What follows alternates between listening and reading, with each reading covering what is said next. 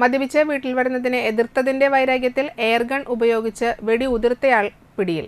Malappad beach കിഴക്കൻ വീട്ടിൽ 35 വയസ്സുള്ള ജിത്താണ് അറസ്റ്റിലായത്. ഇയാളെ കോടതി റിമാൻഡ് ചെയ്തു. പാമ്പ് കടിയേറ്റ് ചികിത്സയിൽ കഴിയുന്ന അമ്മായിയെ കാണാൻ സമീപത്തെ വീട്ടിൽ ജിത്ത് അമിതമായി മദ്യപിച്ചാണ് എത്തിയതത്രേ.